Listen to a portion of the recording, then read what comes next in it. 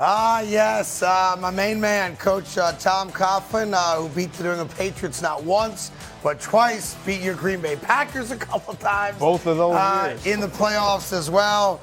Joins us now from his home, and he has a book out called A Giant Win. Eli wrote the forward to it. Coach Coughlin, it's Craig and Greg and Cody. Great seeing you again, my friend. How are you? Morning, guys. Thank you for having me.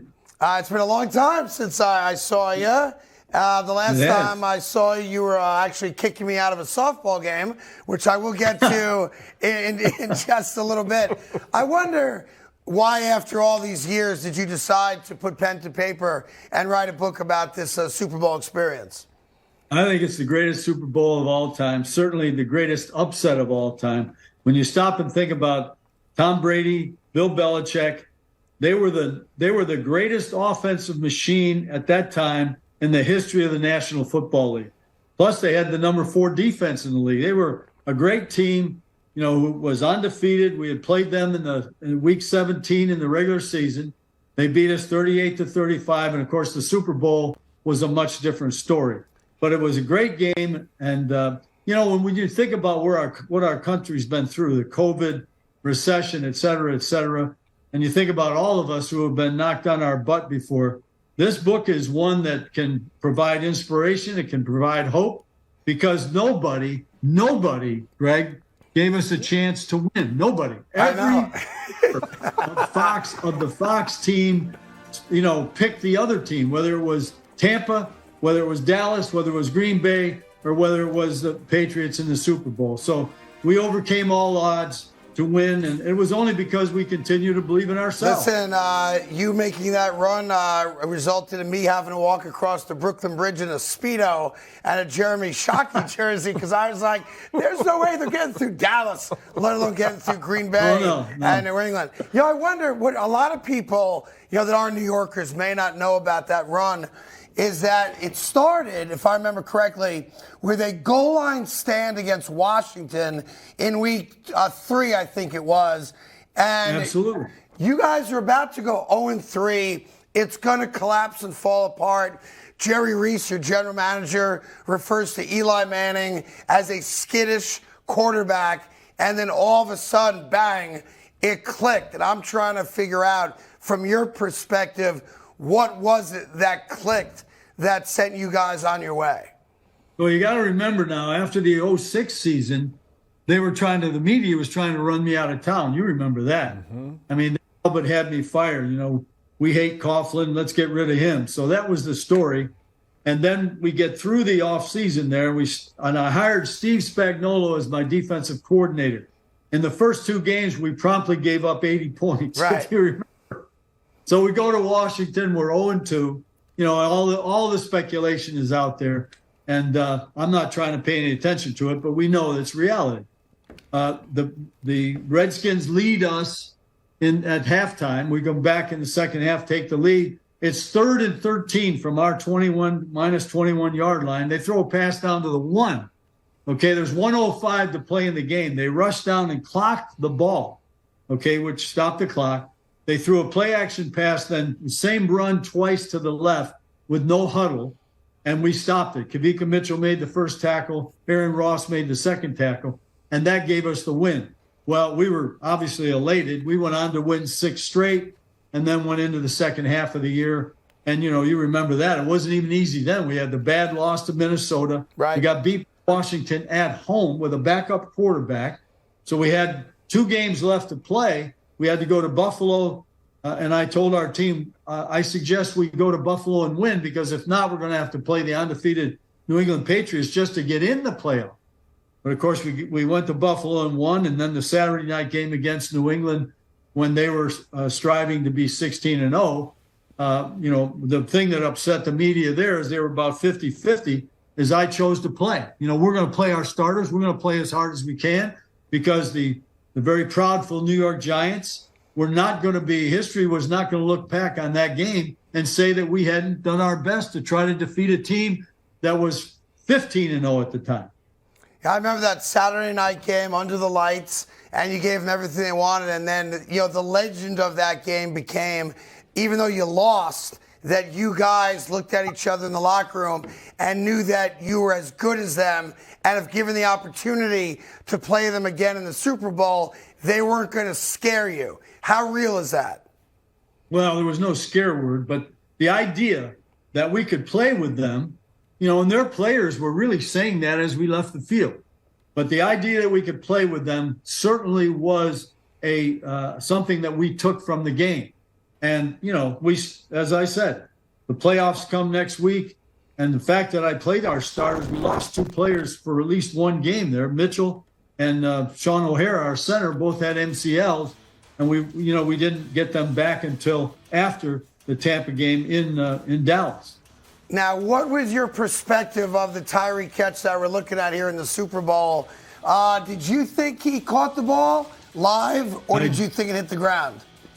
I did think he caught the ball, and it's still the greatest catch in the history of the Super Bowl. And I do take it personally when people say that was a lucky thing. That was a heck of a football play. If you imagine, he goes up with both hands to the high point. Up goes Harrison, Rodney Harrison, one of the great safeties in the game, and pulls one of his arms away. So he has the wherewithal to pin the ball to his helmet to help him secure it as he comes down.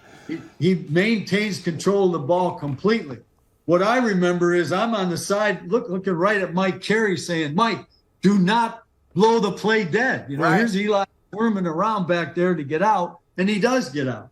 I'm sitting next to a guy that you beat in the playoffs a couple times on those Super Bowl runs, Greg Jennings. Greg, your thoughts about Coach? Because he looks comfortable. He's retired.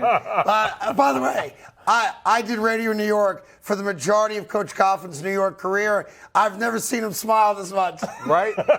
So Coach, one of the things that I kind of wanted to ask you about, because I had the opportunity after you guys did it to be one of the few teams, handful of teams, to be in a wild card position and actually make that run and win a championship. Did that, being in that position, being on the road, just you guys and that team against the world or against every other opponent, did that help with that process of going and accomplishing what you guys were able to accomplish? Absolutely it did. We were called the Road Warriors. We won 11 games that year on the road. And it really did bring us together because you know how it goes. Your first road game, you build up the fact that it's us against the world and so on and so forth. And it kept taking place over the course of the season, regardless of where the media was and who they were condemning, fire Eli, get rid of me, whatever they were doing. We stuck together. And that was a key ingredient there, because if you remember what Michael Strahan said, I have all the individual honors you could get. I broke the sack record. I've been a first team Pro Bowl player all these years, but in my gut, I have never won a championship. So it's always going to be team. You experienced it. We all do when you get there. And then when you're on top of the mountain and you look back, you know that all the joy and all the success and all the things you share are in the journey. And of course, that's what makes it even better. Talking to Coach Tom Coughlin, the name of the book is A Giant Win. It's his memory, his childhood in Waterloo, going to Syracuse and being surrounded by some great men that helped guide his coaching career. Then, of course, the great win against the New England Patriots. Coach, how much do you pay attention to the NFL today? And assuming you keep an eye on it, your thoughts on the job that Brian Daboll has done for your beloved New York Giants?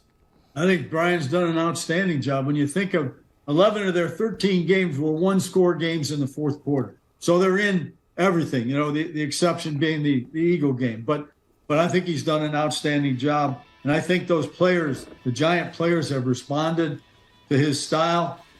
He's well prepared. There's no doubt. He was with Bill Belichick for 12 years, and he had the offensive coordinator role with Josh Allen in Buffalo. So Brian was very well prepared for the job, and he's really done an outstanding job. And I think he's earned the respect, not only of the players, but the fans of the New York Giants. Hey, I always wanted to ask you this question. I never got to when you were coaching.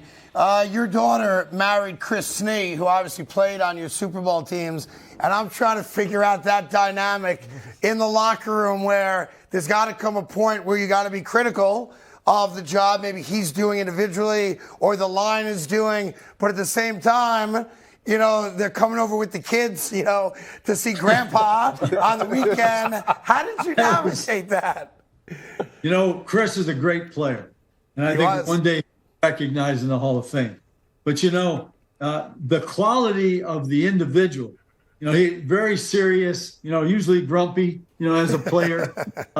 You know, a guy that is going to give you everything he's got and is going to help control the room from the intellectual standpoint, not a rah-rah guy. So I never had a question about the effort. You know, sometimes we didn't play as well up front as we want to play, but that happens. But if you remember those years now, Craig, you know, perhaps in 2008, we were the best team in the NFL, and the unfortunate circumstance took place with Mexico. However, we ran the football very, very well and very consistently. And the trick to all that was, first of all, in Super Bowl 42, the recognition of our defensive line, but also the offensive line. And that's where it all starts, and it always has for me. Yeah, we were talking to Plax. He co-hosted this show about a month ago. And not to put words in his mouth and not to take anything away from the two titles, but a lot of people, him included, thought that 2008 team was actually the best team you coached.